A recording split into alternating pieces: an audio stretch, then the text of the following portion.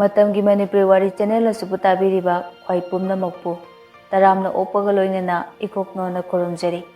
Ngasi muk taminarasi Napaldugi Marumda 8 suba tangka.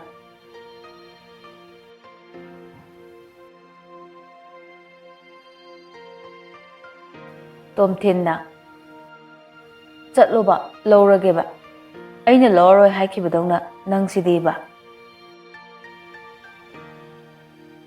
Matam manade asum leptana chatki kanabu sungai biramde sinthana watlawbani exam sumakoi animak adumak nungaiduna pangthokre.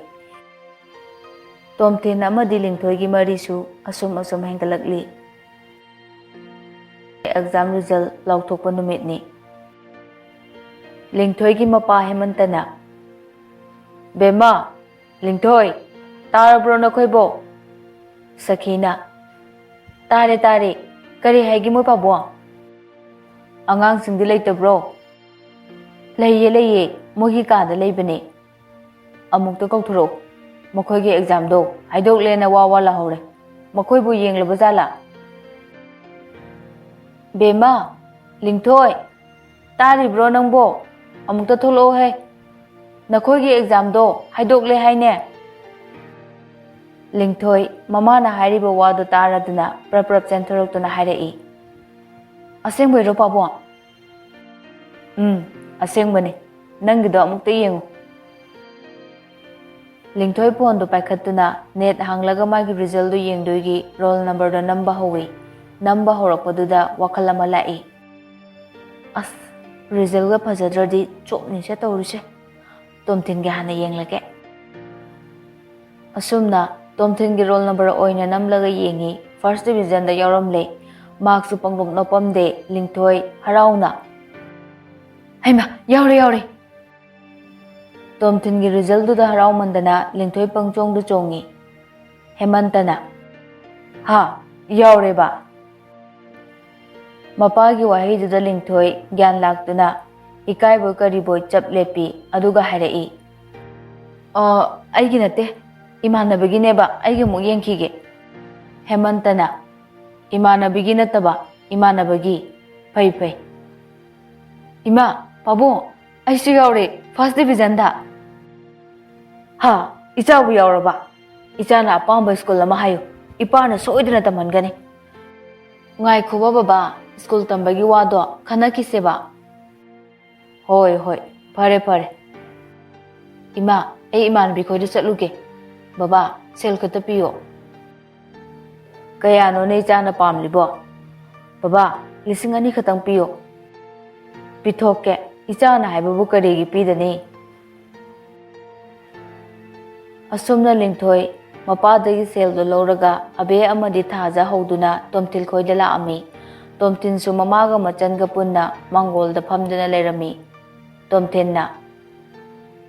Lingthoi, kaida chatlubano? Janglo o Mem tombina Kanano ne be masing sibo Lingthoi na Ima akhoi tomthinga class amata da punna tamina bane akhoi gi exam result do ngasi haidokle adugi pau tamge na lakpane Tomthinna Aseng bero Lingthoi yaurabo Lingthoi na yaure nangna de khoi mayam de gi hele Mem chobina amuk Ichabu parikha ngamlaba Ima pele Ima nungaire Ima nga leiruge ngasidi ne icha singchu punna sak charaga halluko Thajana Ima akhoi su sak chamina sena nga ga puraga la abane Ima na muk lebirudrasu yarani Lingthoi na magi gari gi sit to haigatuna semdok laba nga yaw khawdu loktoktuna memchaubi da pi memchaubina Isa singing asidi onthok na yamkreda Tomthinna Adudi ai sures kauruge masu yaholase Ase haramlaga Tomthin khonglei thuna sures kaubu chatki lehori basingduna thong thakna ba semsari Purnima nason pikna mamada hairei Ima noma khoi ta mothila me habanu pido tu asisine ha karambano ne jinse pise Memchaubi lingthoi da mifam hongdana yenglaga khanjai Is ꯄꯨꯛꯅꯤꯡ ꯍꯨꯅ ꯐꯖꯈ꯭ꯔꯦꯗ ꯃꯥꯕꯨ ꯏꯃꯧ ꯍꯥꯏꯗꯣ ꯑꯣꯏꯕ ꯐꯪꯖꯔꯕꯗꯤ ꯀꯌꯥꯗ ꯅꯨꯡꯉꯥꯏꯈ꯭ꯔꯅꯤꯗ ꯃꯁꯛꯅ ꯃꯔꯣꯜ ꯑꯃ ꯐꯖꯔꯤꯕ ꯃꯥꯏꯊꯣꯡꯁꯤꯅ ꯃꯣꯡ ꯍꯥꯗꯅ ꯀꯌꯥꯗ ꯏꯪ ꯇꯞꯆꯔꯤꯕ ꯆꯥꯛ ꯆꯥꯕ ꯇꯣꯛꯂꯕ ꯃꯇꯨꯡꯗ ꯂꯤꯡꯊꯣꯏꯅ ꯃꯦꯝꯆꯧꯕꯤꯗ ꯍꯥꯏꯔꯛꯏ ꯏꯃꯥ ꯆꯥꯏꯔꯤꯁꯤꯡꯁꯦ ꯑꯩꯈꯣꯏ ꯑꯗꯨꯝ ꯂꯣꯏꯁꯤꯜꯂꯒꯦ ꯌꯥꯔꯦ ꯕꯦꯝꯃ ꯏꯃꯥ ꯍꯣꯏ ꯑꯗꯨꯝ ꯂꯣꯏꯁꯤꯜꯍꯧꯔꯒꯦ ꯅꯆꯟꯅꯨꯄꯤꯒ ꯇꯧꯔꯒ ꯅꯈꯣꯏ ꯍꯟꯅꯕ ꯇꯧꯔꯣ ꯅꯨꯄꯤ ꯉꯥꯛꯇꯅꯤ ꯊꯦꯡꯅ ꯆꯠꯄꯁꯨ ꯐꯠꯇꯦꯀꯣ ꯑꯕꯦꯅ ꯏꯃꯥ ꯑꯗꯨꯗꯤ ꯑꯩꯈꯣꯏ ꯑꯃꯨꯛ ꯆꯠꯆꯔꯨꯈꯤꯒꯦ ꯍꯣꯏ ꯇꯣꯝꯊꯤꯟ ꯁꯨꯔꯦꯁꯀ ꯅꯕꯥꯅꯤ ꯇꯧꯔꯒꯅꯦ ꯑꯁ꯭ꯋꯥꯏ ꯐꯥꯎꯕꯗ ꯊꯤꯟꯗꯣꯛꯂꯨꯆꯣ ꯍꯣꯏ ꯏꯃꯥ ꯂꯤꯡꯊꯣꯏꯅ ꯄꯨꯔꯅꯤꯃꯥ ꯆꯦꯆꯦ ꯑꯩꯈꯣꯏ ꯑꯃꯨꯛ ꯆꯠꯂꯨꯈꯤꯒꯦꯀꯣ ꯍꯣꯏ ꯏꯆꯦ ꯑꯁꯨꯝꯅ ꯂꯤꯡꯊꯣꯏ ꯍꯣꯏ ꯆꯠꯈ꯭ꯔꯕ ꯃꯇꯨꯡ ꯁꯨꯔꯦꯁꯁꯨ ꯃꯌꯨꯝꯗ ꯆꯪꯍꯧꯔꯦ ꯇꯣꯝꯊꯤꯟꯁꯨ ꯃꯌꯨꯝꯗ ꯆꯪꯂꯛꯇꯨꯅ ꯆꯥꯏꯔꯤꯕ ꯈꯣꯠꯂꯤꯕ ꯃꯌꯥꯝꯗꯣ ꯂꯣꯏꯁꯤꯟꯕ ꯌꯥꯎꯔꯝꯃꯤ ꯃꯦꯝꯆꯧꯕꯤꯅ ꯍꯧꯖꯤꯛꯇꯤ ꯑꯦꯛꯖꯥꯝꯁꯨ ꯉꯝꯂꯕꯅꯤꯅ ꯃꯈꯥꯁꯦ ꯏꯆꯥꯕꯨ ꯀꯗꯥꯏꯗ ꯇꯝꯒꯦ ꯈꯜꯂꯤꯕ ꯏꯃꯥ ꯅꯆꯥ ꯑꯅꯛꯄ ꯁ꯭ꯋꯥꯏꯗ ꯁꯨꯝ ꯇꯝꯒꯦꯗ ꯏꯆꯥꯕꯨ ꯏꯝꯐꯥꯜꯗ ꯑꯐꯕ ꯁ꯭ꯀꯨꯜ ꯑꯃ ꯈꯜꯂꯒ ꯇꯝꯒꯦꯔꯣ ꯁꯦꯜꯒꯤꯗꯤ ꯀꯔꯤꯁꯨ ꯈꯜꯂꯨꯅꯨ ꯏꯃꯥꯅ ꯍꯣꯠꯅꯔꯤꯕ ꯄꯨꯝꯅꯃꯛ ꯅꯆꯤꯟꯅꯄ꯭ꯋꯥꯒꯤꯅꯦ ꯏꯃꯥ ꯁ꯭ꯀꯨꯜ ꯐꯅ ꯑꯐꯕꯗ ꯇꯝꯂꯕꯁꯨ ꯏꯁꯥꯅꯕꯨ ꯍꯣꯠꯅꯗ꯭ꯔꯕꯗꯤ ꯄꯨꯝꯅꯃꯛ ꯑꯔꯦꯝꯕꯅꯦ ꯑꯩ ꯁ꯭ꯋꯥꯏꯗ ꯑꯗꯨꯝ ꯇꯝꯂꯒꯦ ꯑꯐꯕ ꯑꯣꯖా ꯈꯔꯗ ꯇ꯭ꯌꯨꯁꯟ ꯑꯣꯏꯅ ꯆꯠꯂꯒꯦ ꯍꯣꯏ ꯏꯆꯥꯅ ꯁꯤ ꯐꯅꯤ ꯈꯟꯕꯗꯣ ꯍꯦꯛ ꯇꯧꯔꯁꯤ ꯁꯣꯝꯗꯅ ꯂꯤꯡꯊꯣꯏ ꯃꯆꯤꯟꯗ ꯃꯨꯔꯨꯝ ꯁꯣꯜꯂꯤ ꯏꯁ ꯀꯌꯥꯗꯨꯅꯣ ꯌꯦꯡꯉꯨꯅꯦ ꯅꯨꯃꯤꯠ ꯃꯌꯨꯝ ꯆꯪꯈ꯭ꯔꯀꯥꯟꯗꯅꯦꯕ ꯑꯩꯅ ꯃꯣꯏꯒꯤ ꯃꯌꯨꯝꯗꯒꯤ ꯊꯣꯛꯂꯛꯂꯤꯁꯦ ꯑꯁꯣꯏ ꯑꯉꯥꯝ ꯌꯥꯎꯔꯝꯒꯗ꯭ꯔꯥ ꯀꯥꯏꯅ ꯄꯥꯈꯠꯄꯒꯤ ꯃꯍꯨꯠꯇ ꯅꯨꯡꯉꯥꯏꯅꯒ ꯂꯩꯊꯣꯛꯏꯅꯦ ꯑꯩꯅ ꯐꯣꯟ ꯇꯧꯕꯒ ꯄꯥꯏꯗꯦꯒ ꯈꯪꯅꯤꯕ ꯃꯥ ꯉꯁꯤꯗꯤ ꯇꯣꯝꯊꯤꯟꯁꯨ ꯃꯥꯒꯤ ꯀꯥꯗ ꯆꯪꯂꯛꯄꯒ ꯐꯣꯟ ꯍꯥꯟꯅ ꯌꯦꯡꯉꯤ ꯃꯤꯁ ꯀꯣꯜ 13 ꯂꯩꯔꯝꯕꯗꯨꯗ ꯄꯟꯊꯕ ꯇꯧꯗꯅ ꯀꯣꯜ ꯕꯦꯛ ꯇꯧꯁꯤꯜꯂꯤ ꯑꯃꯗꯨꯁꯨ ꯉꯥꯏꯔꯒ ꯂꯩꯕ꯭ꯔꯥ ꯀꯩꯅꯣ ꯔꯤꯡ ꯆꯠꯄꯗ ꯉꯥꯏꯔꯤ ꯄꯥꯏꯈꯠꯂꯛꯄꯅ ꯍꯥꯜꯂꯤ ꯅꯠꯇꯦ ꯅꯪ ꯑꯩꯕꯨ ꯊꯤꯟꯗꯣꯛꯂꯝꯂꯒ ꯅꯨꯄꯤ ꯎꯅꯕ ꯆꯠꯂꯨꯔꯤꯔꯕ ꯇꯣꯝꯊꯤꯟ ꯉꯛꯅ ꯀꯩꯅꯣ ꯅꯪꯅ ꯃꯊꯣꯡ ꯃꯔꯝ ꯈꯪꯗꯕꯤꯗ ꯋꯥ ꯃꯌꯥꯝ ꯑꯃ ꯉꯥꯡꯂꯒ ꯂꯋꯥꯏ ꯂꯨꯇꯣꯟꯗ ꯍꯦꯛꯇ ꯂꯥꯛꯊꯔꯛꯏꯁꯤꯕꯣ ꯀꯩꯅꯣ ꯃꯊꯣꯡ ꯃꯔꯝ ꯈꯪꯗꯕ ꯀꯥꯏꯗꯦ ꯀꯩꯅꯣꯕ ꯅꯪꯅ ꯄꯪꯁꯥꯎꯗ ꯁꯥꯎꯔꯤꯗꯨꯕꯣ ꯑꯩꯅ ꯅꯣꯏꯗꯒꯤ ꯍꯜꯂꯛꯂꯤꯁꯦ ꯃꯝꯂꯀꯥꯟꯗꯅꯦ ꯑꯗꯨꯕꯨ ꯀꯩꯗꯧꯔꯒꯦ ꯑꯩꯅ ꯅꯠꯇꯦ ꯍꯥꯏꯈ꯭ꯔꯕꯣ ꯑꯗꯨ ꯀꯩꯗꯧꯔꯒꯦ ꯀꯥꯏꯅ ꯃꯁꯤ ꯃꯁꯝ ꯑꯁꯦ ꯂꯣꯏꯅ ꯍꯦꯛ ꯐꯨꯏꯗꯠꯀꯅꯤꯀꯣ ꯉꯁꯤ ꯑꯩꯅ ꯁꯥꯎꯔꯛꯇꯅꯕ ꯍꯁ ꯁꯝ ꯐꯣꯏꯗ꯭ꯔꯁꯨ ꯋꯥꯗꯣ ꯐꯖꯅ ꯍꯥꯏꯔꯛꯎ ꯑꯩꯒꯤ ꯁꯝꯁꯦ ꯑꯔꯥꯟꯕ ꯀꯩꯁꯨ ꯇꯧꯗꯕꯅꯦ ꯅꯪꯗꯤꯅꯦ ꯑꯩꯅ ꯑꯃꯝ ꯃꯊꯦꯡꯗ ꯆꯠꯄꯗ ꯑꯁꯣꯏ ꯑꯉꯥꯝ ꯌꯥꯎꯔꯝꯒꯗ꯭ꯔꯥ ꯈꯨꯗꯤꯒ ꯊꯤꯔꯝꯒꯗ꯭ꯔꯥ ꯀꯥꯏꯅꯒ ꯈꯟꯕꯤꯄꯣꯟꯇꯦꯕ ꯍꯣ ꯅꯨꯡꯁꯤꯕꯤ ꯈꯜꯂꯦꯕ ꯑꯩꯁꯨ ꯑꯗꯨꯗ ꯏꯃꯥꯒ ꯁ꯭ꯀꯨꯜꯒꯤ ꯃꯇꯥꯡꯗ ꯋꯥꯔꯤ ꯁꯥꯔꯨꯕꯗꯨꯗꯅꯦ ꯍꯦꯛꯇ ꯍꯧꯒꯠꯂꯛꯄ ꯌꯥꯗꯗꯅ ꯇꯧꯔꯤꯅꯦꯕ ꯉꯁꯥꯏ ꯃꯈꯩ ꯑꯐꯥꯎꯕꯤ ꯁꯥꯔꯝꯕꯗꯨ ꯇꯣꯝꯊꯤꯟꯒꯤ ꯋꯥꯍꯩ ꯑꯃꯗ ꯍꯩ ꯑꯃꯨꯟꯕ ꯀꯦꯟꯕꯗꯧꯅ ꯄꯨꯗ꯭ꯔꯨꯞ ꯀꯦꯟꯈ꯭ꯔꯦ ꯂꯤꯡꯊꯣꯏꯅ ꯀꯗꯥꯏꯗ ꯇꯝꯗꯧꯔꯒꯦ ꯏꯃꯥꯅ ꯃꯈꯥꯗꯤ ꯇꯝꯂꯨꯔꯅꯨ ꯁꯦꯜ ꯂꯩꯇ꯭ꯔꯦ ꯍꯥꯏꯔꯛꯏ ꯑꯗꯨꯗꯤ ꯆꯦꯟꯕ ꯌꯥꯔꯅꯤ ꯋꯥꯏ ꯍꯦꯛ ꯁꯪꯉꯤ ꯆꯦꯜꯂꯁꯤ ꯆꯠꯊꯣꯛꯍꯦ ꯆꯦꯟꯕ ꯀꯥꯏꯅ ꯌꯥꯝ ꯍꯦꯟꯖꯤꯜꯂꯛꯀꯅꯨ ꯅꯪ ꯑꯩ ꯃꯈꯥ ꯇꯝꯈꯤꯗꯣꯏꯅꯤ ꯑꯗꯨꯅꯤ ꯑꯁꯦꯡꯕꯗꯣ ꯉꯥꯡꯅꯤꯡꯗ꯭ꯔꯗꯤꯅꯦ ꯑꯁꯦꯡꯕꯗꯣ ꯍꯦꯛ ꯈꯪꯗꯣꯛꯄ ꯅꯪꯗꯤ ꯀꯗꯥꯏꯗ ꯇꯝꯗꯧꯔꯒꯦ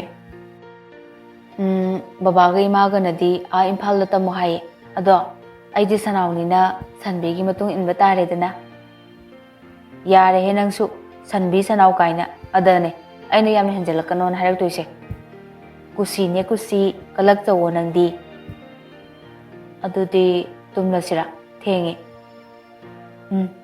ꯒꯨꯗ ꯅꯥꯏꯠ ꯁ꯭ꯋꯤꯠ ꯗ꯭ꯔꯤꯝ ꯂꯤꯡꯊꯣꯏ ꯉꯛꯅ ꯀꯩꯅꯣ ꯅꯪꯅ ꯃꯃꯩꯗ ꯀꯥꯏꯅ ꯑꯃꯨꯛ ꯇꯧꯁꯤꯜꯂꯛꯏꯗꯨꯅ ꯇꯣꯝꯊꯤꯟ ꯏꯊꯛ ꯊꯀꯠꯅ ꯀꯔꯤ ꯀꯩꯁꯨ ꯅꯠꯇꯦ ꯃꯤ ꯑꯁꯤ ꯍꯥꯏꯔꯒ ꯇꯣꯝꯊꯤꯟ ꯐꯣꯟꯗꯣ ꯐꯠ ꯀꯛꯊꯠꯂꯤ ꯑꯗꯨꯒ ꯁꯣꯔ ꯁꯥꯡꯅ ꯍꯣꯟꯇꯣꯛꯏ ꯃꯇꯝ ꯈꯔ ꯍꯧꯈ꯭ꯔꯦ ꯃꯦꯝꯆꯧꯕꯤ ꯃꯆꯥꯅꯨꯄꯥ ꯇꯣꯝꯊꯤꯟꯗ ꯍꯪꯉꯤ ꯕꯨꯡꯉꯣ ꯅꯈꯣꯏꯒꯤ ꯁꯦꯛꯁꯟꯗꯤ ꯇꯥꯡ ꯀꯌꯥꯗꯒꯤ ꯍꯧꯅꯤ ꯍꯥꯏꯒꯦ Ima, lagliba tang 8 hauni haye. Oh, nangi su ima na gari macha amadi lebirage khalle. Tuition ga school ga padoribanina. Ima, wana bane. Ai line da dum chat ke yani. Ima na larabu oirabasu matam sigi satnabidine ai su tawgani. Napabung leitrabasu nakhoigi awatpa ama fawbu lehelo. Ima gi singli da cheliba asina khongjel leptri fawbudi. Aduk yambu senpam dudi ima na kadai gi lawrudoiba. Angau sidi ima na kaithelda nongmagi lupa chama chama thangatuna tha da lupa lising ahum hunba marup ama yawi madu phawre madu na leiduini. Ima bo khoigi ima oina phangjabase kaya da laibak phabano mapok kuding nang bo khoigi ima oina phangjage ko. School ahan ba kagadaba numit ni Tomtin dress hongduna school chakadabagi thoglai. Mem Chobina. Ibungo, nang school chatawrabro. Hoi ima. Ngaiko. Machabu manam namthokpiraga amuk harai. Ibungo, gari je ningthi jana thauko soidringaida soidenaba hotnabana phai. Hoi ima.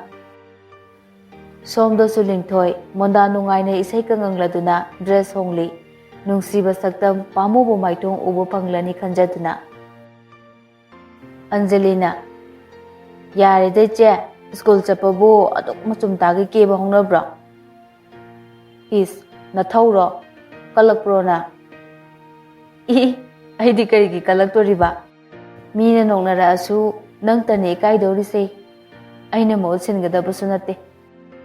Ho adunane kusi hairise. Hoi be makusi school thengle chatlase. As mapanda ngairamu.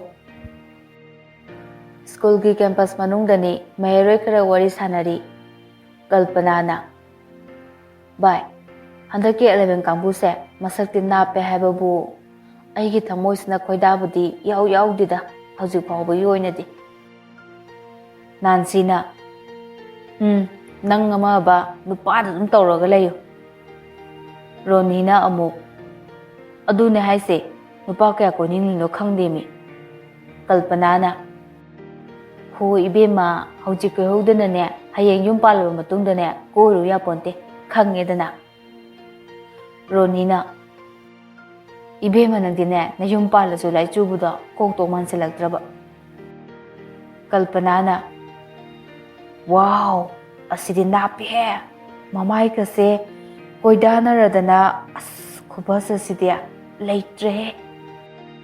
Nansina amu. Kaino mana mo to isna. Kalpana na. Hoi ma, sidi noksilaglaga hena phajai haiba. Aidi ngawreda. Yamna nusire haiba. Ronina. Kaino he, pirol godo loine marin chatle. Ado mana soro laktana chingdradi. Habiyadabagi type. Mama na binangang nido manada hate kalpana. As, bye. Ay tabag togi ko. Yung ko huje. Tomtin ga Suresh ka makoy na lady ba mapado da kalpana yung sila Kalpana na. Kainomta. Suresh na. Ako'y bura. Nangonda na tehe. Mata ako maninisi dia. Gaming kauge na nauge. Tomtin na machinda murum soli. Karino pinusina mo. Karamba sa uno manang mo utbisina. Iroy giga ora salane. Kalpana na. Somdane ay nahanglise. Tomtin na. Tomtin kauje. Kalpana suresta mo onsilaga. Muray, nang di kari kau ba?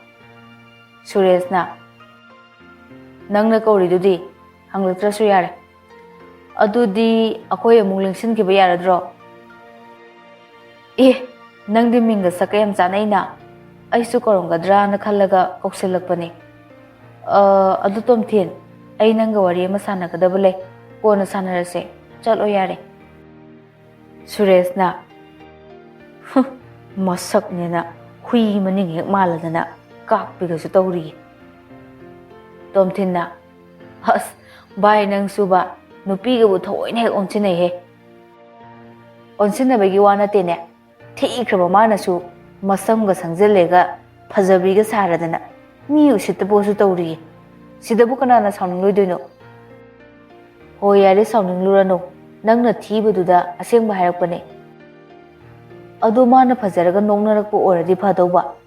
Laiminaribasingdudagi mana itti hek thikai gapka tawsalapadu yuanida.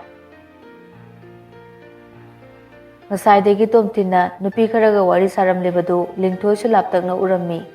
Ngasai nungaina lakhiba mutto mikuptuda pungchai chaiki. Machindo murum sonduna changrei. Is saroi man bisig wariga sanaradana nupi yamna putba pambanebana khangidana nang ngaside. Tomthinna lingthoi kaigino yam thenglei ide. Lingthoi karimta khumlamdana prap changlaklaga bench ahangba amada phamthai. Lingthoi gi mataududa Tomthin ngakna yengladuna Suresta tapna hairei. Karino masina tawriba acting sina amo. Aina khanbada ngasai huining manbi kharaduna chayatnarakpado madu soidana mana uramlani. Masisuba isaudiba laitrehe pura aroibini. Adubudi nangbu nuksimandana khamanjaribani kaino. Asumna class tu su haujinkre Tomthinsu lingthoina phamliba adui mapa orapna phammi. Tomthinsu lingthoida haiphet yenglui lingthoi suktoktuna asawbugi saktam ulai mamitwo manawa tawraga class mathang loiraduna hap matam orakhi. Tomthin lingthoigi manakta changlaktuna kaigino nangna amuk paibo pombo amuk tawriduna. Lingthoina nang nupi yamna pambra. Kaino aina kidorage? Aina kidorage kaina. Nangna ngasai chekla manbi chindumbi amaga irang tawrido ai uramoina khanbra. Lingthoi nachinaya kengada wado nganganu ko ai aduguma thabakto amata tawde. Tawdabagiro nangna ngasai lepaga wariga saridubo. Adudine mina ngaikho kainoma haiga harakpaduda senior nina respect utpo oina ne leplaga moina haninglido karino na tarubu khaki wane. Adudabu kari samnya lege. Adu ada khangde. Nupi amata gane wari sabi yaro harisini aidi. Hoi maza ibe magi yatang hi tok chararoina na. Tomthin gi wahaiduda lingthoi nokladuna. Aduneba. Tanjaduda kalpanadu makoi ani gi manakta sangsilaklaga yamna kakna hairei. Tomthin wa mata haige aswai phawbuda thoklusira. Sida sum hairao haninglibado. Sida haiba yadabagini aina aswaida hairise. Sida haiba yadaba wadudi aswaida su haiba yaro aduna haidabana pharani. Kalpana mi yamna usittaba mongda hairei. Fare adudi sida dum hairage ko. Atai natteda nangse aina yamna pami. Ibani koinirasi haige tawbanida. Lingthoi kalpanada munna yenglaga murum soli. Haima mata amani ni masinu piside. Tomthin nofet tawna kalpanada hairei. Nangse nupi na haibase kawra male. Aduk yamna ikai khangdridubo namai tubu kadaida pange. Lingthoina amu. Hajillo kharaga hajillo. Tomthinna nupi oradi nupi obigi gundo chelo. Nang aigi senior ne. Aina adombu respect yamna tawjari.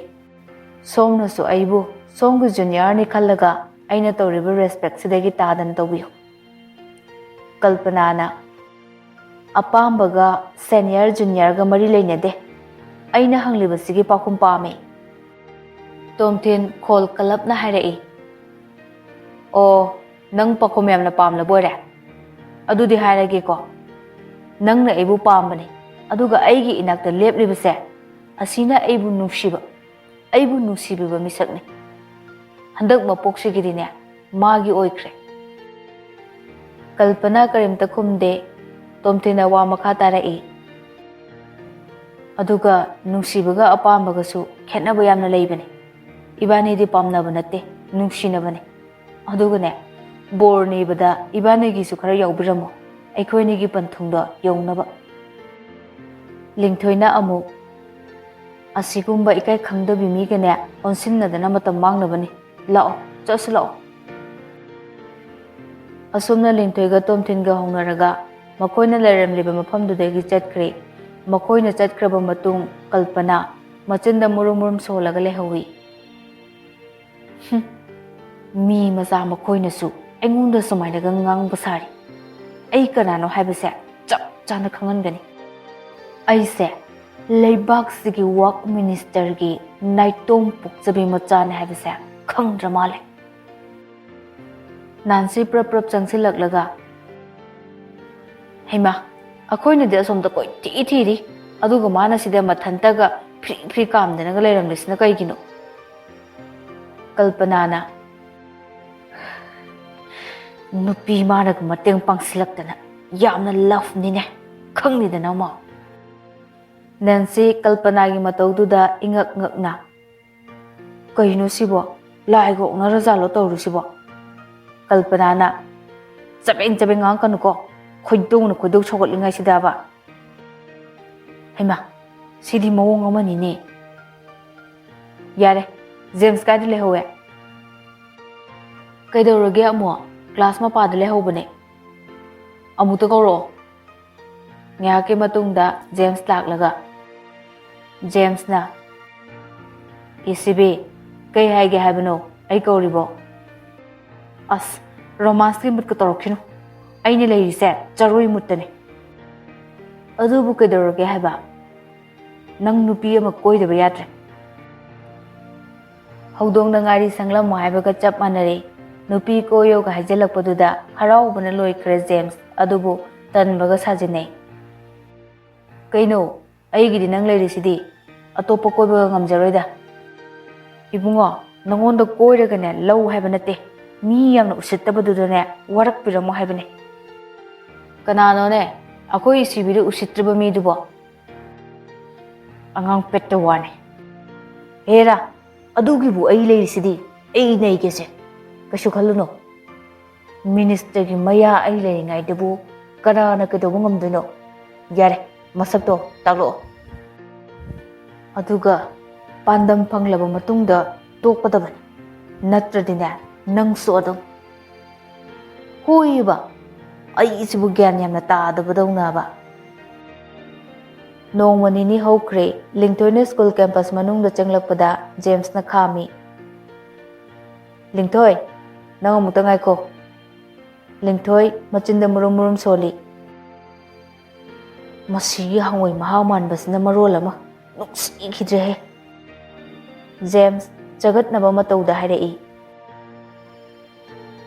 ꯀꯩꯅꯣ ꯑꯩꯅ ꯍꯥꯏꯕ ꯋꯥꯁꯦ ꯅꯪꯅ ꯊꯋꯥꯏ ꯋꯥꯑꯣꯏꯗꯕꯗꯧꯅꯒ ꯇꯧꯔꯤꯁꯤꯕꯣ ꯍꯥ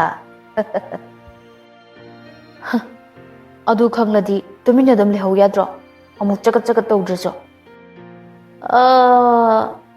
ꯅꯪꯁꯦ ꯅꯨꯄꯤꯅꯦ ꯅꯨꯄꯤ ꯌꯥꯝꯅ ꯀꯥꯛꯀꯅꯨ ꯑꯔꯦꯝꯕꯗ ꯀꯩ ꯀꯥꯟꯗꯕꯗ ꯍꯥ ꯄꯨꯁꯄꯥꯅ ꯂꯤꯡꯊꯣꯏ ꯃꯥꯟꯅꯔꯨꯅꯨ ꯆꯠꯂꯁꯤ ꯂꯥꯛꯑꯣ ꯖꯦꯝꯁ ꯂꯤꯡꯊꯣꯏꯒꯤ ꯈꯨꯗꯥꯡ ꯄꯥꯏꯗꯨꯅ ꯐꯥꯏ ꯑꯗꯨꯒ ꯉꯥꯏꯈꯣ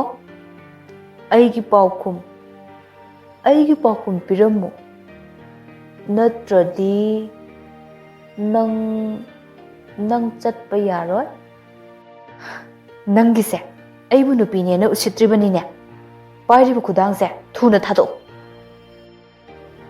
ꯑꯩꯒꯤ ꯄꯥꯎꯈꯨꯝ ꯄꯤꯗ꯭ꯔꯤ ꯐꯥꯎꯕꯗꯤ ꯅꯨꯖꯥ ꯏꯕꯦꯝꯃꯒꯤ ꯇꯅꯧꯔꯕ ꯈꯨꯗꯥꯡꯁꯦ ꯑꯁꯨꯝ ꯄꯥꯏꯖꯕ ꯇꯥꯔꯤ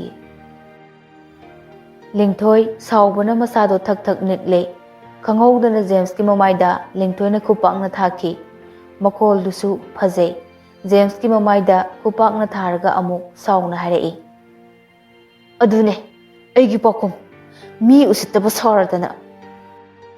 ꯄꯨꯁꯄꯥ ꯂꯤꯡꯊꯣꯏꯒꯤ ꯃꯈꯨꯠꯇꯨ ꯄꯥꯏꯗꯨꯅ ꯆꯤꯡꯏ, "ꯂꯤꯡꯊꯣꯏ, ꯆꯠꯁꯤꯜꯂꯛꯑꯣ." ꯖꯦꯝꯁ ꯃꯃꯥꯟꯅꯕꯁꯤꯡꯒꯤ ꯃꯃꯥꯡꯗ ꯏꯀꯥꯏꯕꯅ ꯂꯣꯏꯔꯝꯃꯤ꯫ ꯑꯃꯔꯅ, "ꯀꯩꯅꯣ ꯚꯥꯏ, ꯅꯪꯅ ꯑꯗꯨꯛ ꯌꯥꯝꯅ ꯑꯣꯚꯔ ꯁ꯭ꯃꯥꯔꯠ ꯆꯠꯂꯨꯔꯤꯗꯨꯕꯣ ꯀꯩꯒꯤꯅꯣꯕ?" "ꯚꯥꯏ, ꯑꯩ ꯌꯥꯝꯅ ꯏꯀꯥꯏ ꯉꯁꯤꯗꯤ. ꯃꯁꯤꯒꯤ ꯂꯃꯟ ꯁꯣꯏꯗꯅ ꯈꯨꯝꯒꯅꯤ. ꯂꯦꯝꯅ ꯈꯛ ꯇꯣꯛꯂꯣꯏ ꯑꯩ." "ꯚꯥꯏ, ꯑꯩꯒꯤ ꯋꯥꯗꯤ ꯍꯦꯟꯖꯟꯗꯕꯅ ꯐꯒꯅꯤ ꯈꯜꯂꯤ. ꯊꯧꯗꯣꯛꯁꯤꯅꯅꯦ ꯑꯔꯣꯏꯕ ꯑꯣꯏꯍꯟꯁꯤ." "ꯌꯥꯔꯦ, ꯃꯤꯠꯀꯤ ꯊꯤ. ꯅꯈꯣꯏ ꯑꯗꯨꯝ ꯀꯤꯌꯨ. ꯇꯧꯒꯗꯕ ꯑꯩ ꯑꯗꯨꯝ ꯇꯧꯒꯦ." ꯉꯁꯥꯏ ꯃꯈꯩ ꯀꯜꯄꯅꯥꯁꯨ ꯊꯣꯛꯂꯤꯕ ꯊꯧꯗꯣꯛꯇꯨ ꯎꯔꯝꯃꯤ꯫ ꯖꯦꯝꯁꯀꯤ ꯃꯅꯥꯛ ꯆꯪꯂꯛꯂꯒ ꯆꯥꯛꯇꯨꯅ ꯂꯩꯔꯤꯕ ꯃꯩꯔꯤꯗꯨꯗ ꯊꯥꯎ ꯍꯩꯔꯔꯤ꯫ "ꯅꯪꯅ ꯅꯨꯄꯤ ꯃꯆꯥ ꯑꯃꯅ ꯃꯤꯌꯥꯝ ꯃꯃꯥꯡꯗ ꯈꯨꯄꯥꯛꯅ ꯊꯥꯔꯝꯂ ꯐꯥꯎꯕꯗ ꯀꯔꯤꯁꯨ ꯇꯧꯗꯨꯅ ꯂꯩꯍꯧꯔꯤꯕ?" ꯖꯦꯝꯁ ꯀꯔꯤꯃꯠꯇ ꯈꯨꯝꯗꯦ, ꯇꯨꯃꯤꯟꯅ ꯇꯥꯔꯒ ꯈꯥꯡꯗꯨꯅ ꯂꯩ꯫ ꯀꯜꯄꯅꯥ ꯋꯥ ꯃꯈꯥ ꯇꯥꯔꯛꯏ, "ꯑꯗꯨꯛ ꯄꯥꯡꯗꯕ ꯅꯪꯗꯤ ꯁꯤꯖꯈ꯭ꯔꯣ. ꯍꯤꯡꯂꯨꯕꯒꯤ ꯀꯔꯤꯕꯨ ꯀꯥꯟꯅꯒꯦ?" ꯖꯦꯝꯁ ꯍꯟꯗꯛꯇꯤ ꯁꯥꯎꯅ ꯈꯨꯝꯂꯛꯏ, "ꯑꯩ ꯅꯨꯄꯥꯅꯤ. ꯅꯨꯄꯥꯒꯤ ꯇꯧꯕ ꯉꯝꯕꯗꯣ ꯆꯞ ꯆꯥꯅ ꯃꯉꯣꯟꯗ ꯎꯠꯈꯤꯒꯅꯤ ꯑꯩ."